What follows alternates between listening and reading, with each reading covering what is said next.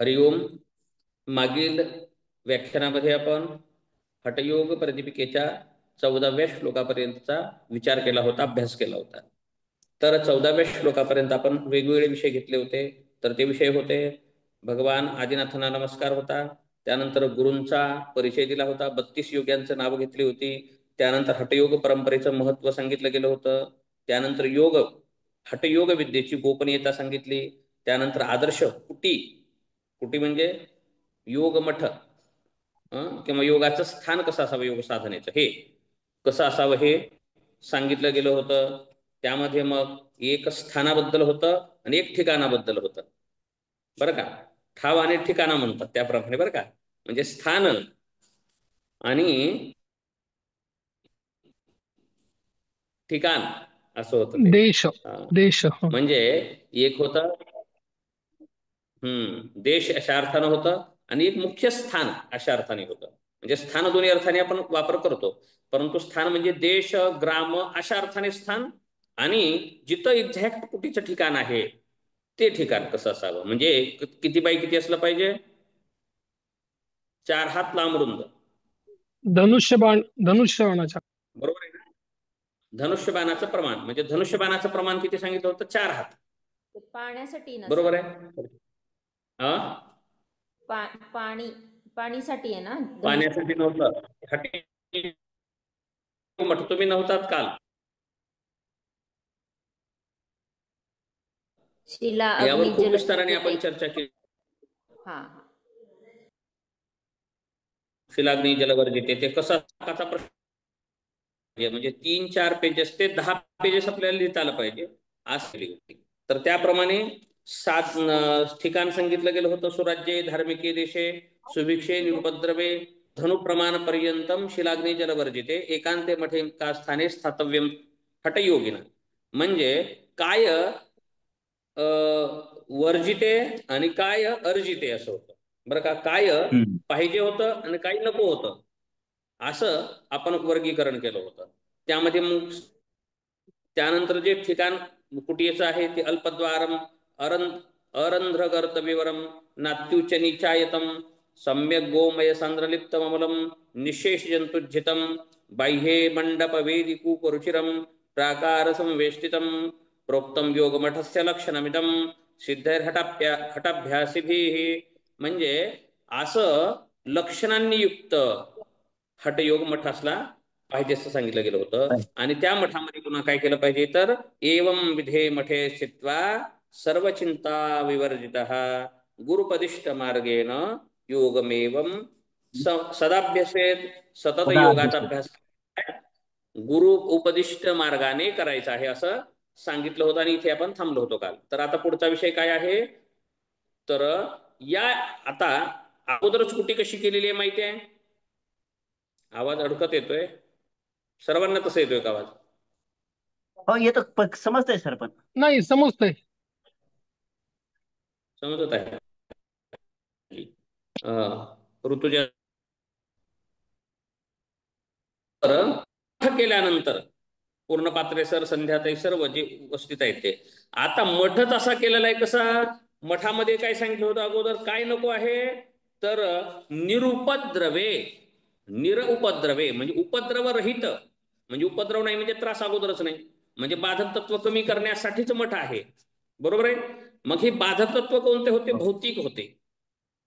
बाधक तत्व बरं का, बाधक तत्व अगोदरच अर्धे कमी केलेत, अर्धे किंवा त्यापेक्षा जास्त कमी केलेत. कोणते कमी केलेत, अन्नाची व्यवस्था, भोजनाची व्यवस्था, बरोबर आहे, लोकांची व्यवस्था, पाण्याची व्यवस्था, परत जीव जंतू यांची व्यवस्था, असे उपद्रवरहित मठ स्थापन केल्याच्या नंतर परत साधना सुद्धा, पूर्णपात्रे सर, साधना सुद्धा की स्वमार्गाने करायचं नाही सांगितले, म्हणजे उपद्रव नाहीच आहे बरं का. म्हणजे बाधक तत्व अर्धे आधीच कमी केले. गुरुपदिष्ट मार्गेनं म्हणजे गुरूंनी अनुभव घेऊन सांगितलेल्या मार्गानेच करायचं आहे. म्हणजे उपद्रव फारसा होणार नाही, बाधा साधनेमध्ये होणार नाही, अशा गोष्टीची व्यवस्था हठयोग मठ निर्माण करण्याने झालेली आहे. असं झाल्यानंतर सुद्धा आता काही आणखी बाधक तत्व आहेत, तरी सुद्धा आहेत बरं का. आता आणखी काय बाधक तत्व उरतात? बाधक तत्व म्हणजे अडथळे उरतात, योगाला बाहेर नेणारे, योग साधनेपासून वंचित ठेवणारे, योग साधनेपासून दूर नेणारे, योग साधनेच्या सिद्धीपासून दूर नेणारे जी काही तत्व आहेत ते 15व्या श्लोकामध्ये सांगितलेले आहेत. हा सुद्धा प्रश्न 8 मार्काला येत असतो बरं का. साधक तत्व किंवा नुसतं बाधक तत्व किंवा साधक बाधक तत्व असे सुद्धा 8 मार्काला प्रश्न येतो. किंवा जर तुमच्या वेळेस आला कसं 16 मार्काला प्रश्न आला तर काय करणार तुम्ही? 8 मार्काची तयारी करायची, यासाठी याचा सुद्धा विस्ताराने आपण अभ्यास करावयाच आहे. तर 15वा श्लोक काय सांगतोय? बाधक तत्वे अडथळे. योग साधनेमध्ये अडथळे काय आहेत बाबा? जेवणा पाण्याची व्यवस्था झाली, लोक चांगली आहेत, पाण्याची व्यवस्था आहे, जीव जंतू नाही आहेत, मग काय अडथळे असतील? तर आणखी काय अडथळे आहेत ते 15व्या श्लोकामध्ये पाहायचंय. सर्वांनी प्रिंट काढून घ्या हठयोग प्रदीपिका या ग्रंथाचं. अत्याहारः प्रयासश्च प्रजल्पो नियमाग्रहः जनसंगश्च लौल्यं च षडभिर्योगो विनश्यते. अत्याहारः पहिलं बाधा, प्रयासश्च दुसरं, प्रजल्प, नियमाग्रह हे किती झाले? 4 झाले. जनसंग 5 आणि लौल्यम म्हणजे लोलुपता हे 6 झाले. षडभिर्योगो विनश्यति, या 6 गोष्टी काय करतात तर योगाला नष्ट करतात, योग साधनेला बाधा पोहोचवतात, योग बाधक साधनेपासून भरकटवतात. ठीक आहे, यालाच नाव काय आहे? बाधक तत्व. याचा आता विस्ताराने पाहूयात आपण. पहिलं काय आहे? अत्याहारः म्हणजे अधिक भोजन घेणे. भोजन घेणे असं नाही बरं, शब्द प्रयोग कसा आहे? भोजन ही बाधा आहे. भोजन ही बाधा नव्हे तर काय आहे? अधिक भोजन ही बाधा आहे. अधिक भोजन ही बाधा आहे. म्हणजे अधिक काय आहे बाबा? आता अधिक कशाला म्हणायचं? पुढे पण विषय येणार आहे भोजना संबंधाने बरं का, कदाचित येईल पुढे विषय. कसं सांगितलंय भोजन कसं असलं पाहिजे? अति कशाला म्हणायचं मग? तर आपलं जे साठवण्याचं ठिकाण आहे त्याच्या किती 50% भाग, पाणी, 2 भाग 50% जेवण, अन्नाने भरायचा आहे, 50% अन्न आणि अन्नाने भरायचा आहे, 25% म्हणजे 1 भाग पाण्याने पाणी, भरायचा आहे, आणि 25% म्हणजे 1 भाग हा वायू हवेसाठी. रिकामा ठेवायचा आहे. म्हणजे याच्यात काय काय ठेवलं माहिती आहे? आता याच्यात तत्वमीमांसा सांगतो. 5 तत्व कसे स्थान दिले याच्यामध्ये? गच्च जो भाग आहे त्या भागामुळे काय झालं? पृथ्वी तत्व त्यामध्ये थांबलं. पृथ्वी तत्व थांबलं की आकाश तत्व कमी होतं. परत द्रव्य तत्व म्हणजे जल तत्व यालाही स्थान दिलं. त्यानंतर तिसरं तत्व कोणतं आहे? पृथ्वी, जल आणि वायू. बरोबर आहे? पृथ्वी, जल आणि वायू, आणि अग्नी तर आहेच ना जठरामध्ये. आलं लक्षात? ऍसिड म्हणजे आकाश तत्व असेल म्हणजे 5ही तत्वाला, 5ही घटकाला इथे स्थान दिलेलं आहे. अशा प्रकारे पण प्रत्येकाची स्थिती सांगितली किती द्यायची. अशा प्रकारे याला म्हटलं ह्याच्याशी बाधा जे होईल त्याला अत्याहार म्हणायचं बरं का. याचं अतिक्रमण होईल त्याला म्हणायचं अत्याहार. म्हणजे हे अति आहार काय आहे? साधनेला बाधक आहे, परंतु अशा प्रमाणामध्ये असणारा आहार बाधा नाही. परत पुन्हा याबद्दल आणखी आपल्याला पाहता येईल. आहार या विषयाबद्दल आपण आणखी काय लिहू शकतो? तर आहार काय असला पाहिजे, आहार काय नसला पाहिजे. मग पुढे सुद्धा तो विषय येणार आहे. बरोबर आहे? तर तो सुद्धा या आता अत्याहारामध्ये आपण लिहू शकतो बरं का. अत्याहार आणि नुसता आहार, अत्याहार आणि आहार बरं का. अत्याहार आणि पथ्याहार अशा अर्थाने अपथ्य आणि पथ्य अशा स्वरूपामध्ये सुद्धा आपण इथे वर्णन करू शकतो आहाराचं. हे आहार पहिला बाधा झाली. दुसरी बाधा काय आहे? प्रयास. प्रयास म्हणजे प्रयत्न अशा अर्थाने नसेल इथे. प्रयास केला पाहिजे म्हणतो. प्रयास शब्दाचा अर्थ आहे श्रम आणि प्रयत्न यात फरक आहे बरं का. प्रयत्न आणि श्रम यामध्ये फरक आहे. तर प्रयत्न हे केले पाहिजेत. परंतु श्रम नाही केले पाहिजे. श्रम हे म्हणजे घाम येणं, अतिशय कंप निर्माण होणं किंवा आरामाची इच्छा होणं, बरोबर आहे, अति आहाराची मागणी होणं, ह्या गोष्टी होतात. प्रयासामुळे काय होतात हे सांगायचंय मला, त्याचा विस्तार करायला लागलो. पहिलं आहाराचं केलाय, दुसरं प्रयास. प्रयास म्हणजे श्रम. श्रम करण्याने काय त्रास आहे बाबा, बाधा कसं काय होते? श्रम केले पाहिजे बरं का. श्रम केल्यानंतरच परमेश्वर प्राप्त होतो. काय कवे कैलास म्हणतात महात्मा बसवेश्वर. आज कसं कष्ट न करता काहीच घेतलं नाही पाहिजे असं म्हणतील कुणी, बरोबर आहे. मग साधनेसाठी कष्ट करायचे आहेत. आपण काही ग्रस्त जीवन जगण्यासाठी, व्यापार करण्यासाठी आलेलो नाहीयेत. आपण कशासाठी आलो योग मठामध्ये? साधना करण्यासाठी आलोय. मग साधना करण्यासाठी प्रयास करायचा आहे, परंतु श्रम करायचा नाही. म्हणजे निरर्थक तो श्रम आहे. त्या श्रमाचे दुष्परिणाम काय होतात? तर श्रमामुळे काय येतो सर? घाम येतो. घाम येतो म्हणजे ऊर्जा नष्ट होते, बरं का. परत त्यामुळे परत येतो काय होतो? थकवा येतो. दुसरं काय होतो? घाम येतो, परत थकवा येतो. घाम येतो, थकवा येतो. मग थकवा आला तर काय झाला? थकू द्या ना. मग थकवा आला की काय इच्छा होते? आरामाची मागणी वाढते, बरोबर. झोप होते. जांभळ्या येतात, झोपा वाटतं. आता काय खरं नाही बा, आता काही करा कोणी, आता झोपल्याशिवाय गत्यंतर नाही असं म्हणतात काही जण. खूप त्रास होतोय. अशा प्रकारे मग आपल्याला आरामाची मागणी वाढेल, आळसी वाढेल, आणि त्यानंतर आराम सुद्धा होईल आपल्याकडून. म्हणून आणि नंतर आणखी काय होईल? आहाराची मागणी वाढेल. आणखी काय वाढेल? आहाराची मागणी वाढेल. नाही बाबा खाऊ वाटायला लागले, एवढ्यात भागना गेले, थोडं जास्त द्या, आणखी वाढा, बरोबर आहे, असं होईल. म्हणून काय केलं पाहिजे? श्रम नाही केलं पाहिजे. 4-5 गोष्टी होतात, आणखी तुम्ही ऍड करू शकता काही, बरं का. तुम्ही तुमच्या परीने ऍड करू शकता यामध्ये. श्रम करण्याने काय परिणाम होतो, बरं का. श्रम करण्याने काय परिणाम होतो? मग हे दुष्परिणाम आहेत ते, आणि ते साधनेला बाधक आहेत. म्हणून श्रम सुद्धा बाधा आहे. पहिला आहे अत्याहार. अत्याहारामुळे काय होतं आपण लिहावं लागेल. म्हणून अत्याहार जर झाला तर साधनेला बाधा काय होते हे लिहायचं. परत प्रयास म्हणजे श्रम करण्याने काय बाधा होते हे लिहायचं, म्हणजे हे दुसरी बाधा. तिसरी आहे प्रजल्प. प्रजल्प, जल्प आणि प्रजल्प, बरं का. जल्प म्हणजे बोलणे, आणि प्रजल्प म्हणजे प्रकर्षेन जल्प, बरं का. वचन आणि प्रवचन, बरोबर आहे. वचन, प्रवचन, दर्शन, पुढं लावा ना त्याला, प्रदर्शन.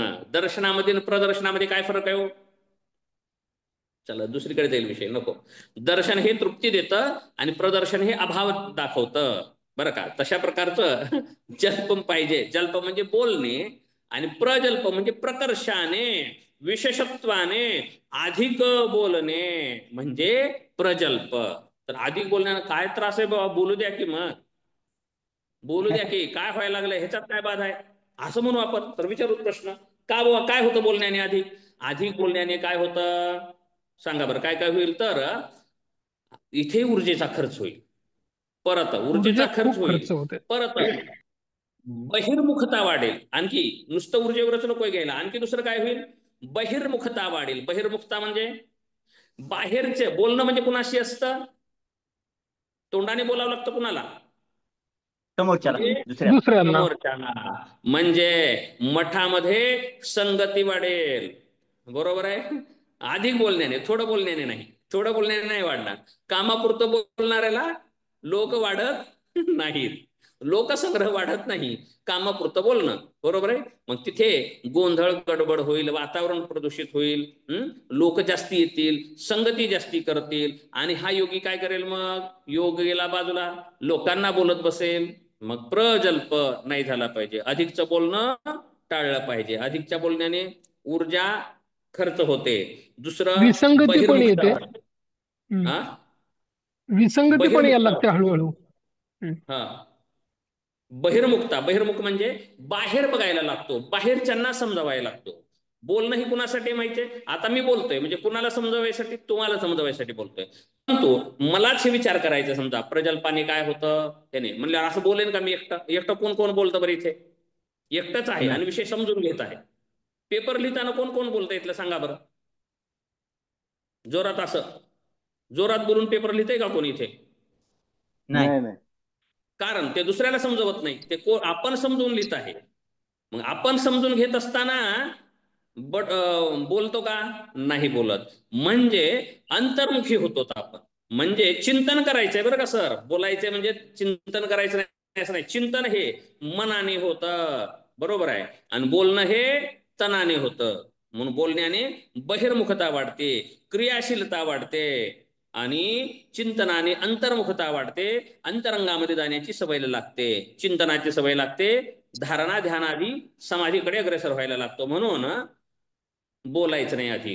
हे झालं. आणखी कुठपर्यंत आलतो? ऊर्जेचा खर्च, परत बहिर्मुखता वाढते, परत पुन्हा लोकसंग्रह व्हायला लागतो.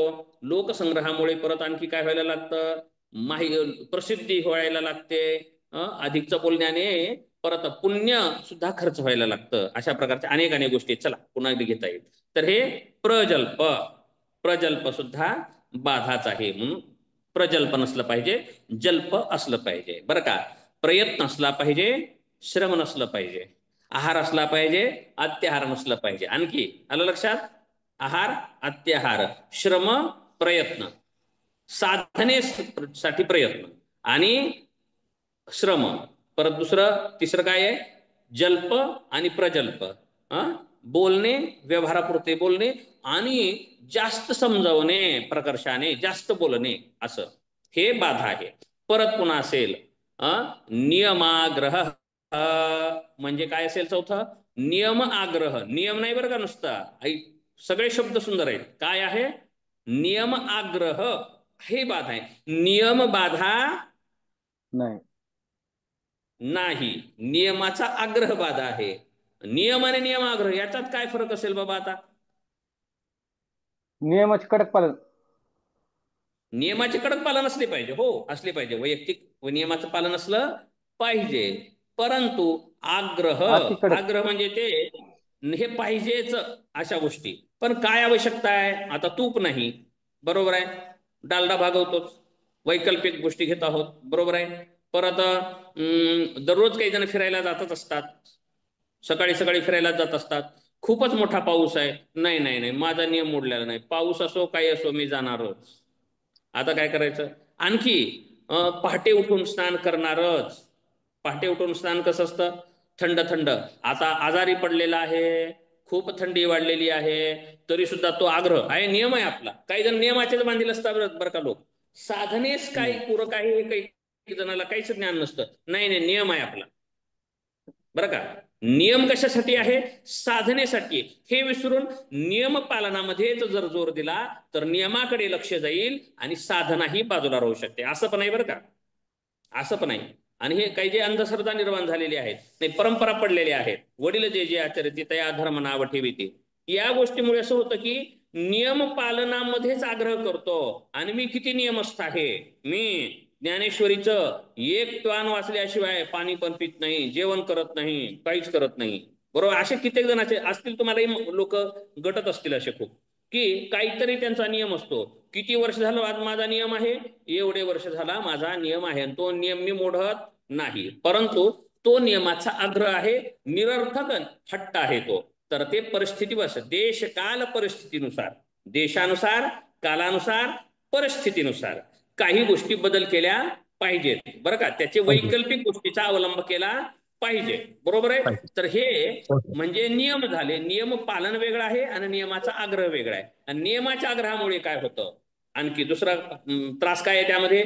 नियमाचा आग्रह हे म्हणजे हे पाहिजेच आहे असा जर नियम केला तर काय होतं त्यामुळे? तर नियमाला महत्व प्राप्त होतं. कशाला महत्व प्राप्त होतं? नियमाला प्राप्त होतं. आणि नियम म्हणजे काय आहे? तर साधनाच्या ठिकाणी नियम घेतो आणि साधनेला बाधा होते, साधना बाजूला पडते बरं का. जे ज्याच्यासाठी साधना करायचं बाजूला ते पडते. राहतं बाजूला. हा, आपण नियम कशासाठी केले? तर नियम आहेत बाबा. साधनेसाठी. नियम कशासाठी आहेत? साधनेसाठी नियम आहेत, नियमासाठी साधना नाही बरं का. माणसासाठी नियम आहेत, नियमासाठी माणूस नाही बरं का. नियम पालनासाठी. नियम कशासाठी केलेत? माणसाचं हित व्हावं म्हणून. आणि माणसाचं हित करायला लागले. कशासाठी? नियम आहे, नियम मोडला की चालत नाही. मग नियम मोडण्यासाठी लोकांचं हित केलं तर चालेल का? असं नाही, तर लोकांच्या व्यवस्थेसाठी संविधान आहे, बरं का. कायदे कुणासाठी आहेत? माणसा हितासाठी कायदे आहेत. कायद्यासाठी माणूस उदाहरण बरोबर आहे. हे जमलं कल्पने. कायदे जे केलेले आहेत कशासाठी केलेले आहेत? मानवासाठी. लोकांचं हित व्हावं, माणसांसाठी लोकांना कायदे त्रास होऊ नये म्हणून. आणि जर कायद्यातून लोकांना त्रास होत असेल तर पोलीस कशाला केलेले आहेत? इथं कोणी नाही ना पोलीस रागाला येऊ नको बघा. आला तर योगायोग जुळला तर निवड योगायोग समजावा, कोणी रागाला येऊ नये. हा ठीक आहे. पोलीस कशासाठी केलेले आहेत? संरक्षणासाठी. संरक्षणासाठी. संरक्षणासाठी केलेले आहेत, बरोबर आहे. म्हणजे लोकांना सुरक्षिततेची जाणीव झाली पाहिजे. हा, पण पोलीस आहे म्हणून लोक भीत असतील, बरोबर आहे. तर मग काय झालं? ते आग्रह झाला, बरोबर आहे. पोलीस उभारले म्हणजे लोक निश्चिंत राहतील असं आहे का वातावरण सध्या? म्हणजे पोलीस आहेत बाबा म्हणजे आपल्याला काही इथं सुरक्षितता आहे असं नाही, बरोबर आहे. मग कायदाच काय झाला? मनुष्यावर हवी झाला, असं नाही चालणार, बरोबर आहे. कायदा पालन झाला पाहिजे, माणसाला त्रास झाला तर चालेल असं नाही.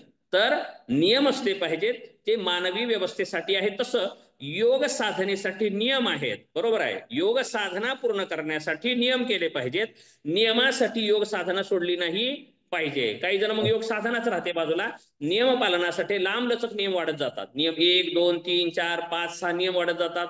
त्या नियमाची, त्या नियमबद्धतेची पूर्तता करण्यासाठी वेळ वाया जायला लागतो. अशा अनेक गोष्टी व्हायला लागतात. म्हणून नियमाचा आग्रह नसला पाहिजे, योग साधनेचा आग्रह असला पाहिजे. योग साधना झाली पाहिजे, नियमाचा आग्रह नसला पाहिजे. म्हणजे दुराग्रह नसला पाहिजे, आग्रह असला पाहिजे. आणखी शब्द याला काय वापरता येईल? दुराग्रह नसला पाहिजे, आग्रह असला पाहिजे, बरोबर आहे. जेवायला बसलेला आहे, जेवाय वाढणाऱ्याने आग्रह केला पाहिजे, बरोबर आहे का. आणि दुराग्रह कसा असतो? हे खावंच लागतंय, मेलं तर खावंच चालेल, तुम्ही लागतं. पाया पडतो नका. खूप झालंय जेवण, इथपर्यंत आलंय बघा. जेवल्यावर मरताव बघा म्हणलं. नाही नाही नाही, एवढं खावंच लागतंय. मग हा काय झाला? दुराग्रह, आग्रह नाही. तसं नियम वेगळे आणि नियम हे नाही झालं तर चालणारच नाही, असा हा दुराग्रह झाला. म्हणून दुराग्रह बाधक आहे, नियम बाधक नाहीयेत, हे विशेषत्वाने लक्षात घ्यावं. नाहीतर काही योग साधक काय म्हणतील, आता तुकोबरायचे का अभंग आहे त्यावरून सांगतो मी. काय का अभंग आहे माहितीये का? न धुवी तोंड न करी आंघोळी, जपे नामावळी सर्व काळ. मग काही कीर्तनकार किंवा असे प्रमाणनिष्ठ असणारे, प्रमाण बघायचं काय सांगितले तुकोबरायने म्हणले, करी आंघोळी करायला वेळ झाला की आम्ही काय म्हणतो, महाराजांनी सांगितलंय न धुवी तोंड न करी आंघोळी.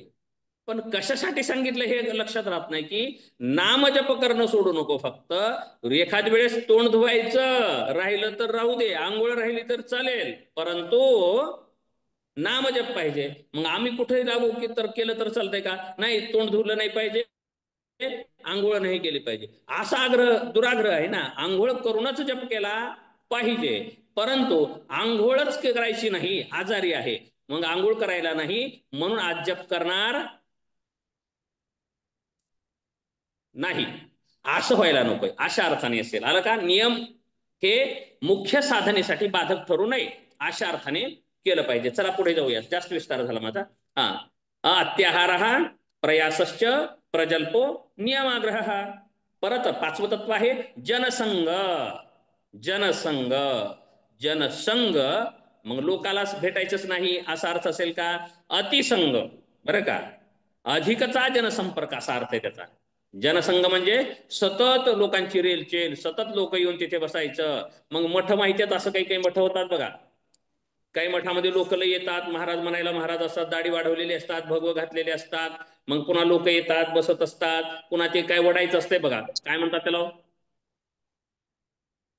काय असतंय ते, हुक्का. हुक्का का? आणखी काहीतरी म्हणतात त्याला, चिलीम. चिलीम. चिलीम. मठामध्ये कित्येक बघितलंय का नाही तुम्ही हे? असते मग असे प्रकार होत होत होत वाढत राहतात, लोक बसायला लागतात. आणखी पुढे काय होतं माहितीये मग मठामध्ये? मग पत्ते, पत्ते खेळतात. पुन्हा करमणुकीचं साधन बनायला लागतं. म्हणून काय केलं पाहिजे? निसंगत्वे निसंगत्वे निर्मोहत्वम शंकराचार्य सांगतात बरं का. त्याप्रमाणे निसंग राहिलं पाहिजे. न करी रे संग राहे रे निश्चळ लागो निधी मळन ममतेचा या नावी अद्वैत खरे ब्रह्मज्ञान अनुभवा वाचून बडबडते. म्हणजे संघ निरर्थक झाला नाही पाहिजे. असे संघाचे प्रकार सांगितले गेलेत. परंतु जनसंघ अधिकचा नसला पाहिजे. केवढा संघ असला पाहिजे? भिक्षा घेण्यापुरता, बरोबर आहे, भिक्षा मागण्यापुरतं एवढ्यापर्यंतच असलं पाहिजे. थोडं स्मित हास्य करण्यापुरतं राहिलं पाहिजे साधकांनी. हे कुणासाठी चालू आहे माहितीये का? जे घर सोडून साधनेला बसलेले बरं का, कुटिया बांधूनच बसलेली आहेत. आता घरी असं काही चालणार नाही. ठीक आहे चला.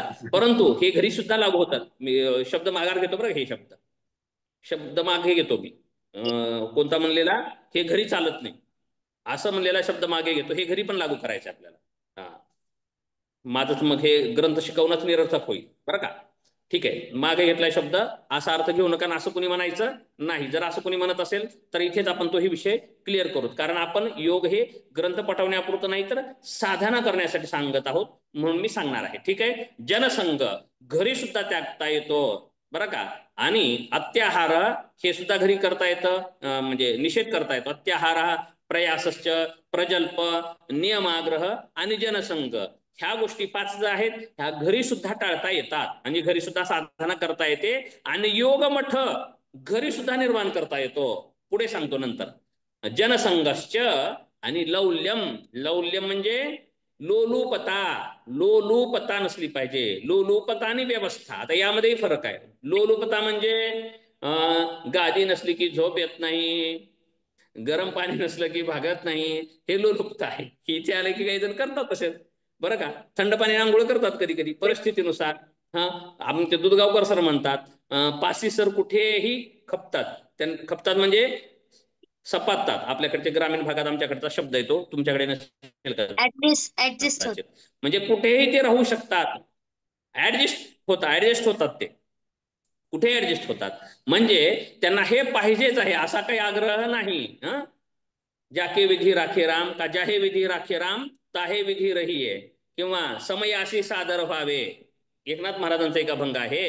कधी हत्ती अंबारी इथून सुद्धा गेलं पाहिजे, कधी पालखीत सुद्धा बसलं पाहिजे. पूर्णपात्रे सर कधी पालखीतूनही गेलं पाहिजे, कधी घोड्यावरती गेलं पाहिजे, आणि कधी पायात अनवाणी सुद्धा चप्पल जरी नाही मिळाला तरी सुद्धा चालता आलं पाहिजे. पायी चालत जावे परंतु समयाशी सादर व्हावे. म्हणजे काही गोष्टीचा आग्रह नसला पाहिजे. म्हणजे भोग लालसा नसली पाहिजे, भोगाची इच्छा नसली पाहिजे, भोग जास्त घेतले नाही पाहिजेत. म्हणजे सुखलोलुपता नसली पाहिजे, सुखाची लालसा नसली पाहिजे, म्हणजे लौल्य नसलं पाहिजे. आणि यामुळे काय होतं? अस्थिर मस्तिष्क, याला शब्द असा वापरलाय बरं का ग्रंथामध्ये. लौल्यामुळे काय होतं? अस्थिर मस्तिष्क होतो. म्हणून ते अस्थिर मस्तिष्क होऊ नये यासाठी लोलुपता नसली पाहिजे. हे 6 बाधक तत्व आहेत. अत्याहार प्रयासश्च प्रजल्प नियमाग्रह जनसंग लौल्यम. हे काय करतात? षडभिर योगो विनश्यते. म्हणजे आता हे आपण विपरीत दोन्ही अर्थाने पाहिले. हे असणं आणि नसणं. अत्याहार आणि आहार, प्रयास काय म्हणायचं, प्रयत्न आणि श्रम, जल्प प्रजल्प, नियमाग्रह आणि नियमबद्ध, हे फरक आहे. नियमबद्ध आणि म्हणजेच अनुशासनशील आणि अधिकट्टर. जनसंग आणि लोलुपता ह्या गोष्टी सुद्धा आपण पाहिलेल्या आहेत. तर हे जर झालं तर हे साधनेला बाधा करतात, म्हणून याला म्हणायचं बाधक तत्व. मग हे घरी साधना करू तरी सुद्धा हे बाधक आहेत, मठात साधना करू तरी ते बाधक आहेत. ठीक आहे. आता हे टाळले पाहिजेत. हे काय केले पाहिजेत? मग टाळले पाहिजेत. आणि आता स्वीकारले पाहिजेत. म्हणजे स्वीकारण्याने काय होतं? योग वाढायला लागतो. योगास पूरक घटक आहेत असे 6 सांगितलेले आहेत. ते कोणकोणते आहेत? उत्साहात, साहसात, धैर्यात, तत्वज्ञानाच निश्चयात, जनसंग परित्यागात, षडभिर्योग प्रसिद्धते. उत्साहात म्हणजे उत्साहाने साधना केली पाहिजे. साधनेमध्ये उत्साह असला पाहिजे, उत्साहासोबत साधना केली पाहिजे. परत साहसात, साहसयुक्त साधना केली पाहिजे. परत आणखी आता शब्द पुढचा तिसरं धैर्य. उत्साहात, साहसात, धैर्यात झालं. अच्छा ठीक आहे. तिसरं धैर्य. 3 झालं. त्याच्या पुढं तत्वज्ञानात. हा मला हे सांगायचं होतं. तत्वज्ञानाश्च म्हणजे तत्वबोधाने करायचंय. लक्षात असू द्या. आलं लक्षात? तत्वज्ञान युक्त साधना करायची आहे. नुसतं हठयोगात सुद्धा तत्वज्ञान आहे असा अर्थ नाही. तर तत्वज्ञान सुद्धा असलं पाहिजे आणि तत्वज्ञानाच्या नंतरच हठयोग आहे. म्हणून आपल्याला पहिल्या दुसऱ्या सेमिस्टरला तत्वज्ञान आहे आणि कदाचित तिसऱ्या सेमिस्टरला हठयोग ठेवलेला आहे. ठीक आहे. योगायोग जुळलाय म्हणून सांगालो बरं का. हा तर आता हठयोग केला पाहिजे, तत्वज्ञान युक्त केला पाहिजे. म्हणजे तत्वाचं ज्ञान असलं पाहिजे. उत्साहाने साधना वाढते, साहसाने साधना वाढते, धैर्याने साधना वाढते, तत्वज्ञानाने साधना वाढते, निश्चयाने साधना वाढते.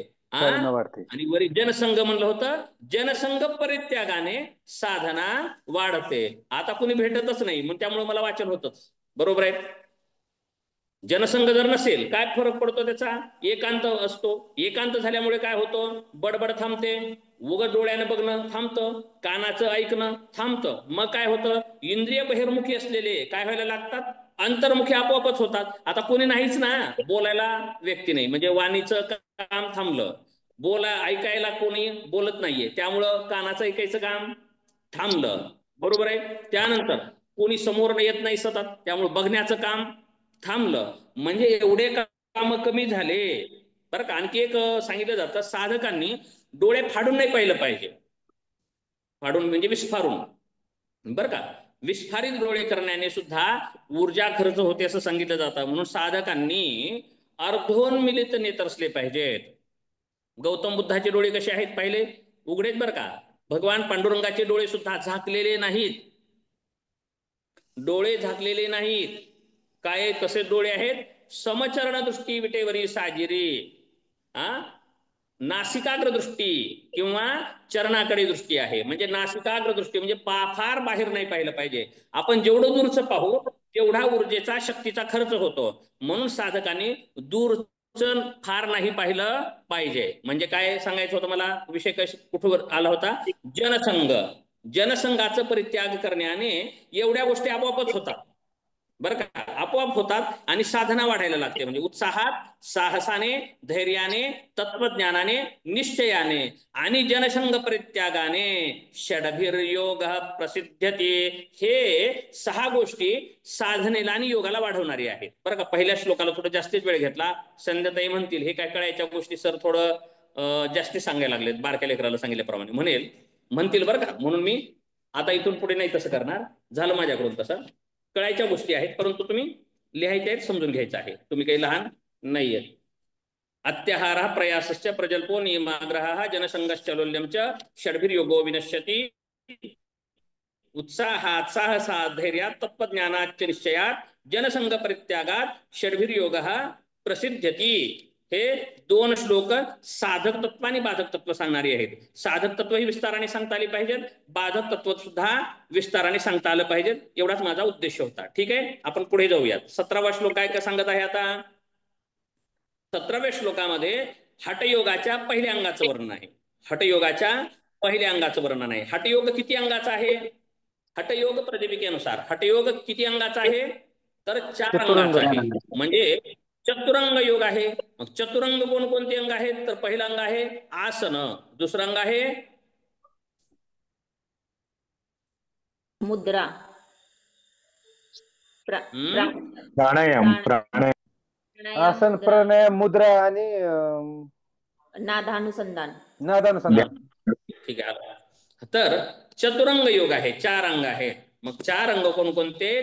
तर त्यात आसन पहिलं आहे, दुसरं प्राणायाम आहे, तिसरं मुद्रा आहे आणि चौथं नादानुसंधान आहे.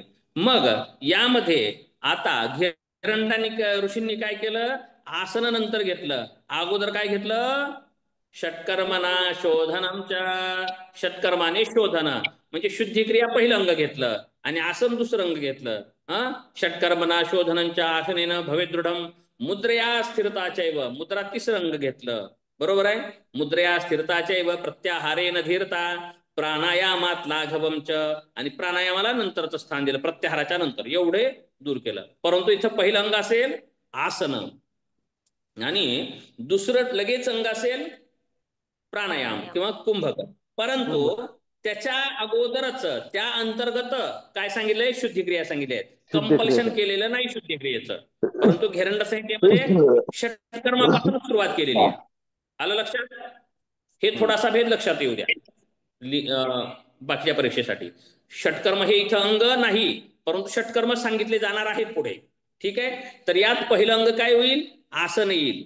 परत आणखी असं घेऊयात, आसनाच्या अगोदर आता पातंजली योगामध्ये काय आहे, यम नियम अगोदर आहे, परंतु हे यम नियम सुद्धा अगोदर सांगितले गेलेले नाहीयेत. सरळ सरळ पहिलं अंग काय आहे, आसनच आहे. कारण मठिका निर्माण, साधक बाधक तत्व, यामध्येच गौप्यता शुद्धता हे आपोआपच येऊन जाते. त्यामुळे यम नियम इथं विशेषत्वाने स्वतंत्रपणे सांगितलेले नाहीत. परंतु योग तत्वोपनिषद अनुसार इथले आसन प्राणायाम वगैरे सांगितले गेलेले आहेत, खूप गोष्टी सांगितल्या गेलेल्या आहेत. त्यामुळं तिथे आलेले यम नियम काही जणांनी उपनिषदातील यम नियम इथे टाकलेले आहेत, इथे दिलेले आहेत. परंतु खूप जणांचं मत आहे की यम नियम हटप्रदीपिकाकारांनी सांगितलेले नाहीत. ठीक आहे, क्लिअर झाला हा विषय. यम नियम इथे सांगितले गेलेले नाहीत. तर पहिलं अंग हे आसन आहे.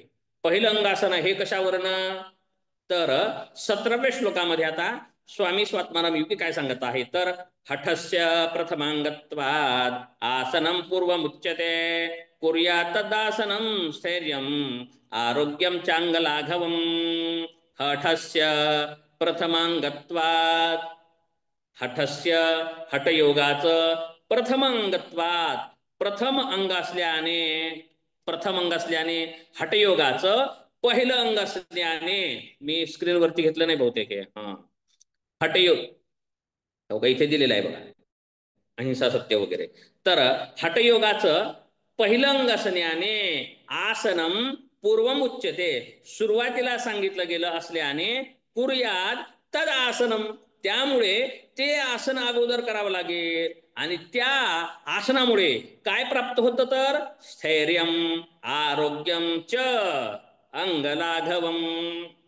बरं का, असा अभ्यास करायचा आहे बरं का. म्हणजे चिंतनासाठी श्लोक पाठ केले तर आपल्याला यामध्ये विस्तार यासाठी करतोय मी की जास्त लिहिता यावं म्हणून. काय म्हटलं, हठस्य प्रथमांगत्वात. या श्लोकामध्ये काय काय कळालं संध्याताई, तर हठयोगाचं पहिलं अंग आसन आहे हे कळालं.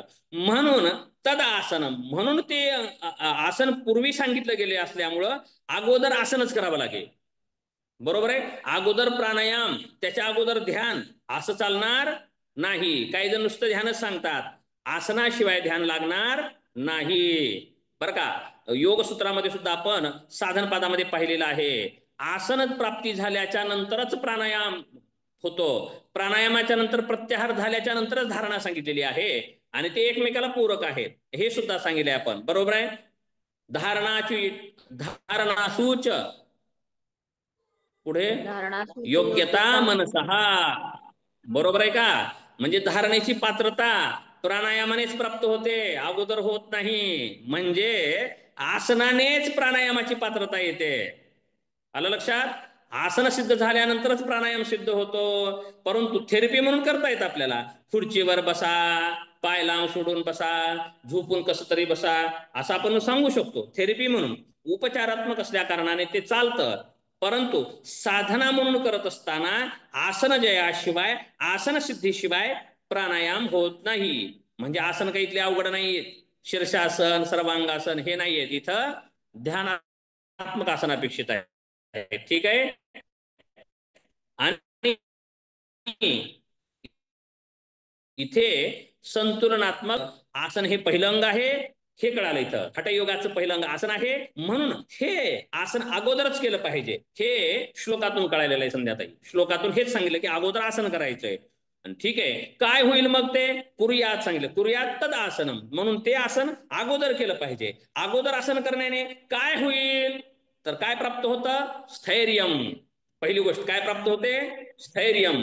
घेरंड ऋषींनी सांगितले का हे, आसनेन भवेत् दृढम. बरोबर आहे का?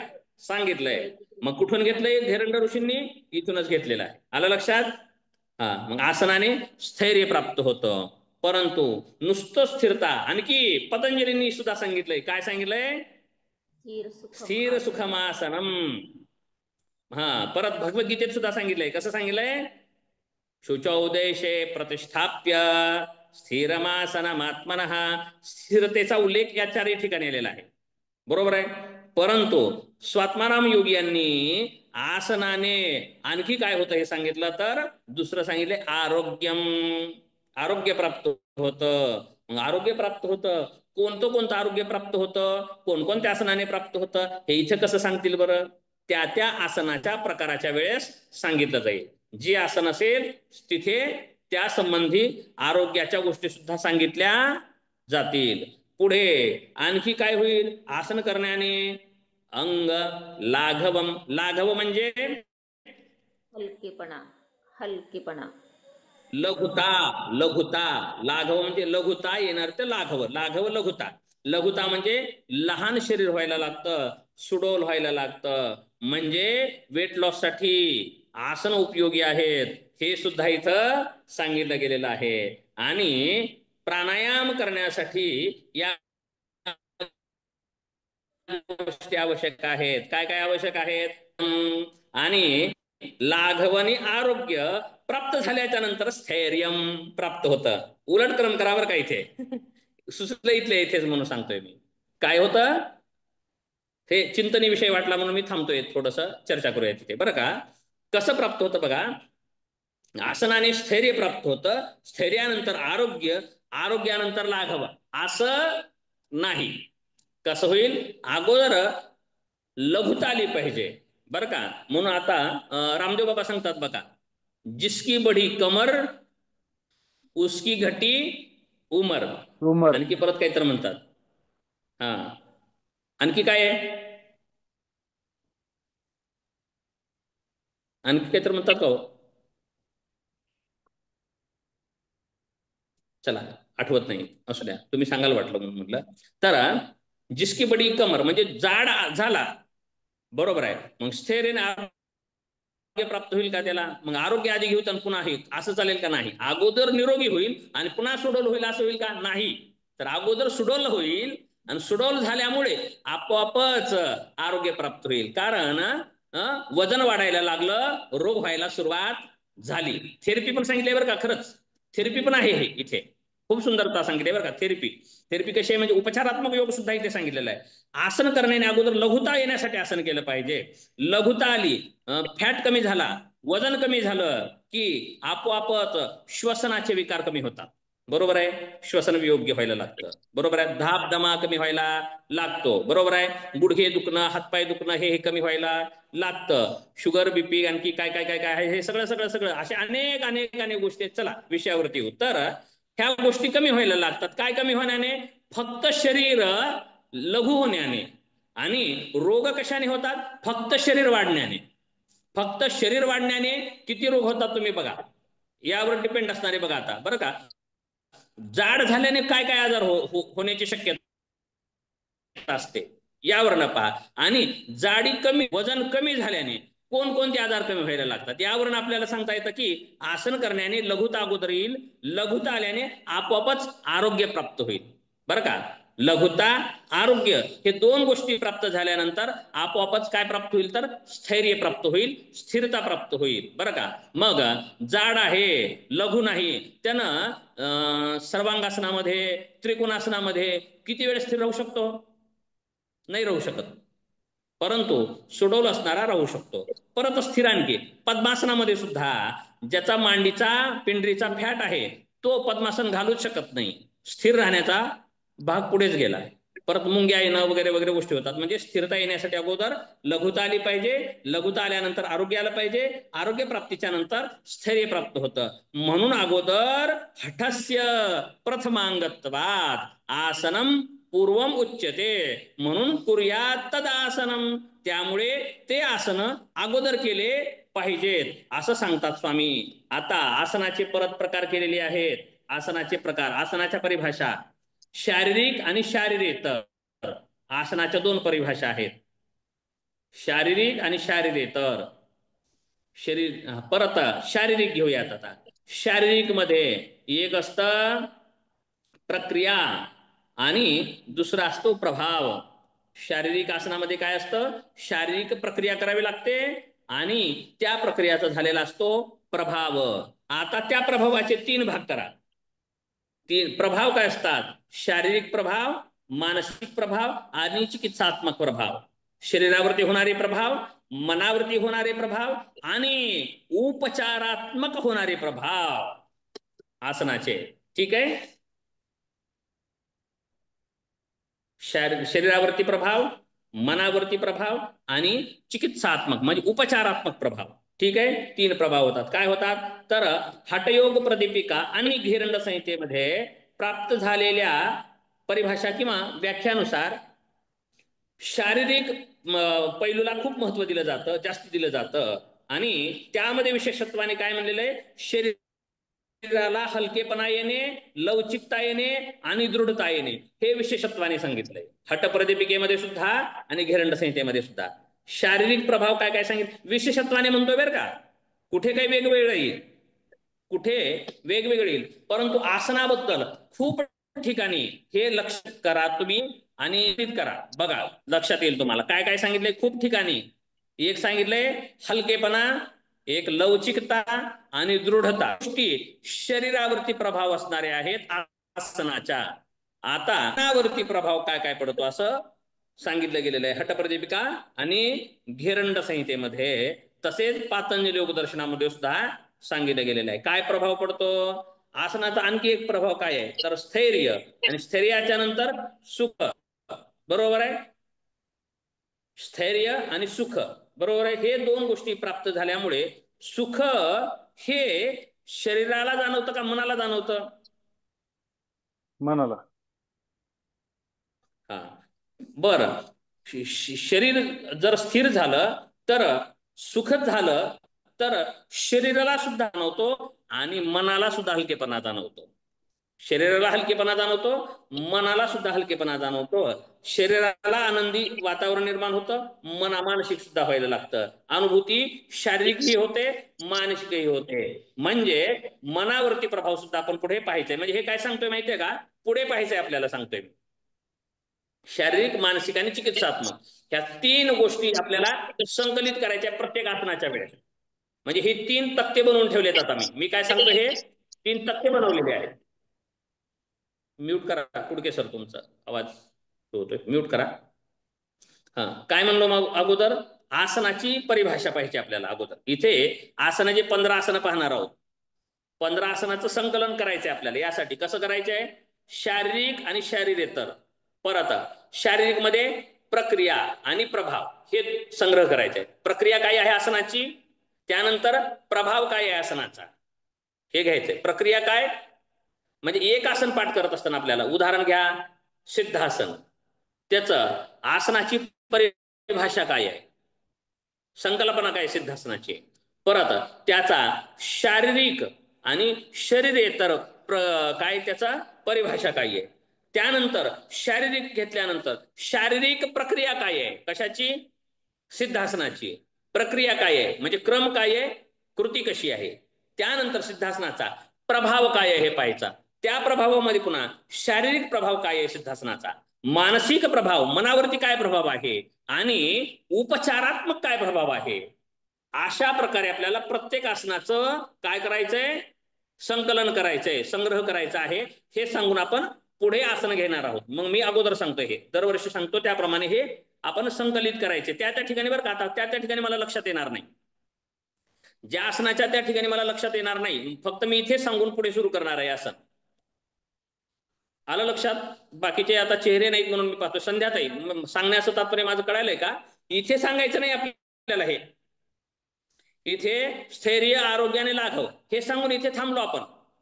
पण आसन सुरू झाल्यानंतर प्रत्येक आसन सांगत असताना, आसनाची कृती सांगत असताना, त्याचे प्रभाव सांगत असताना आपल्याला या गोष्टी लक्षात घ्यायच्या आहेत. माझं बोलण्याचा हेतू कळाला का? हो म्हणा, पुढे जाऊयात आपण. हा तिथे करायचं ह्या गोष्टी. शारीरिक शरीरेतर, प्रक्रिया प्रभाव, प्रभाव शारीरिक, प्रभाव मनावरती, प्रभाव उपचारात्मक.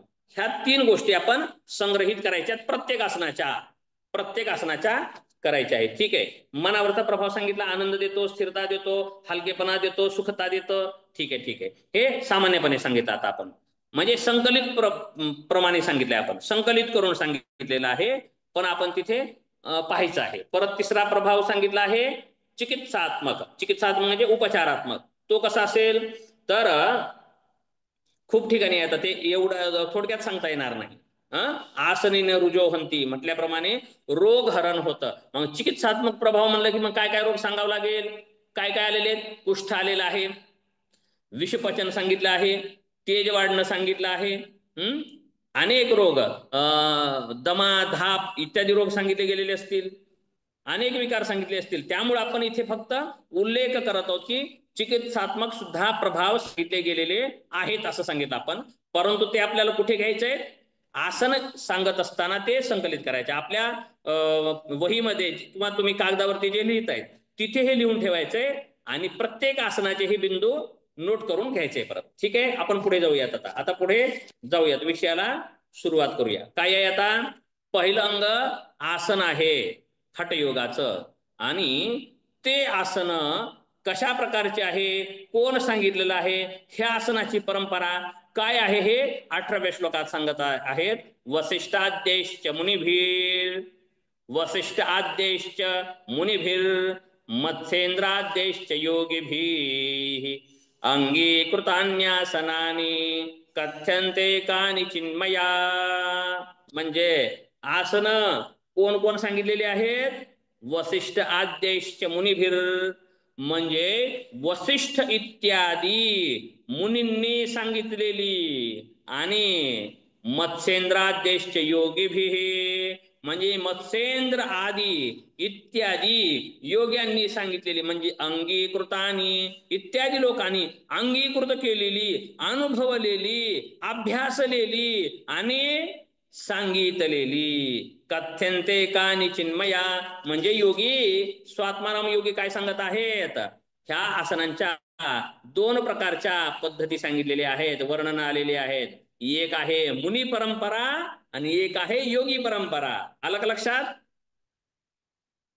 आसनाच्या परंपरा 2 सांगितल्या, एक मुनी परंपरा आणि एक योगी परंपरा.